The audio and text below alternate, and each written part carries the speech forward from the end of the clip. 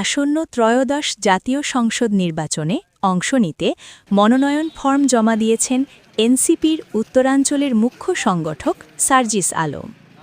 বিকাল ৪ ঘটিকায় নির্ধারিত সময়ের মধ্যে তিনি সংশ্লিষ্ট রিটার্নিং কর্মকর্তার কার্যালয়ে উপস্থিত হয়ে প্রয়োজনীয় কাগজপত্রসহ মনোনয়নপত্র দাখিল করেন।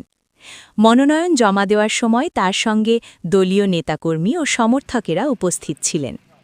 এ সময় কার্যালয় প্রাঙ্গণে উৎসবমুখর পরিবেশ দেখা যায়। মনোনয়ন জমা দেওয়ার পর সাংবাদিকদের সঙ্গে কথা বলেন সার্জিস আলম। তিনি বলেন, গণতান্ত্রিক প্রক্রিয়ার মাধ্যমে জনগণের রায় নিয়ে নির্বাচনে অংশ নিতে চান তিনি। নির্বাচিত হলে এলাকার উন্নয়ন ও জনগণের প্রত্যাশা বাস্তবায়নে কাজ করার অঙ্গীকার করেন। এদিকে নির্বাচন কমিশনের তফসিল অনুযায়ী মনোনয়নপত্র যাচাই বাছাই শেষে বৈধ প্রার্থীদের তালিকা প্রকাশ করা হবে। এরপর প্রার্থিতা প্রত্যাহার ও প্রতীক বরাদ্দের কার্যক্রম সম্পন্ন হবে বলে জানিয়েছেন সংশ্লিষ্ট রিটার্নিং কর্মকর্তা।